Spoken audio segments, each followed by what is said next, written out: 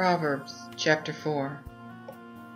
Hear, O ye children, the instruction of a father, and give ear to learn understanding. For I do give you good doctrine, therefore forsake ye not my law. For I was my father's son, tender and dear in the sight of my mother, when he taught me and said unto me, Let thine heart hold fast my words, keep my commandments, and thou shalt live. Get wisdom, get understanding. Forget not, neither decline from the words of my mouth. Forsake her not, and she shall keep thee. Love her, and she shall preserve thee. Wisdom is the beginning. Get wisdom, therefore, and above all thy possession get understanding. Exalt her, and she shall exalt thee. She shall bring thee to honor, if thou embrace her. She shall give a comely ornament unto thine head, yea, she shall give thee a crown of glory.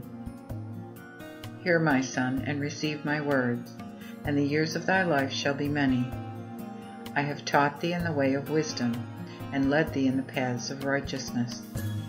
When thou goest, thy gait shall not be straight, and when thou runnest, thou shalt not fall.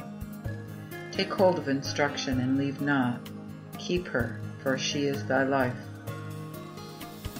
Enter not into the way of the wicked, and walk not in the way of evil men. Avoid it, and go not by it. Turn from it, and pass by. For they cannot sleep except they have done evil, and their sleep departeth except they cause some to fall. For they eat the bread of wickedness, and drink the wine of violence. But the way of the righteous shineth as the light, that shineth more and more unto the perfect day. The way of the wicked is as the darkness, they know not wherein they shall fall.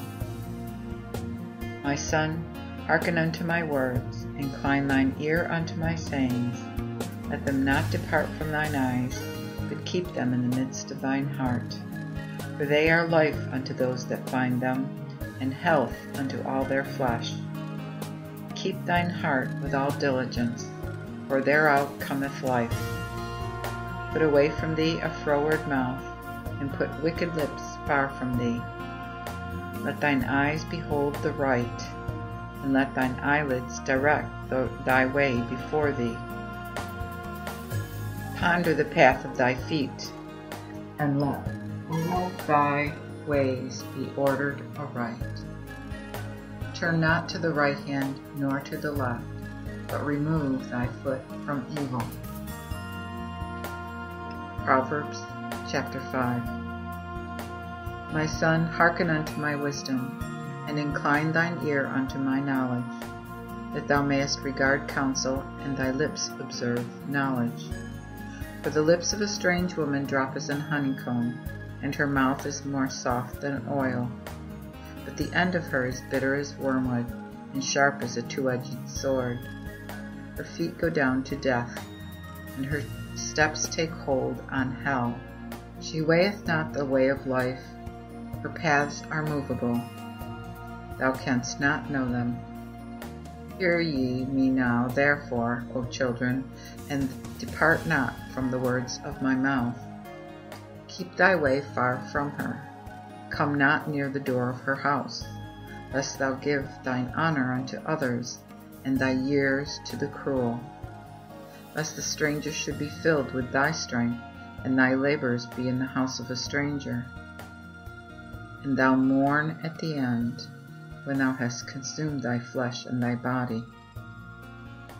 And say, How have I hated instruction, and mine heart despised correction, and have not obeyed the voice of them that taught me, nor inclined my ear to them that instructed me. I was almost brought unto all evil in the midst of the congregation and assembly. Drink the water of thine cistern, and of the rivers out of the midst of thine own well. Let thy fountains flow forth, and the rivers of waters in the streets. But let them be thine, even thine only, and not the strangers with thee. Let thy fountain be blessed, and rejoice with the wife of thy youth. Let her be as the loving hind and pleasant roe, Let her breast satisfy thee at all times, and delight in her love continually. For why shouldest thou delight, my son, in a strange woman, or embrace the bosom of a stranger? For the ways of man are before the eyes of the Lord, and he pondereth all his paths. His own iniquity shall take the wicked himself, and he shall be holden with the cords of his own sin. For he shall die for fault of instruction, and shall go astray through his great folly.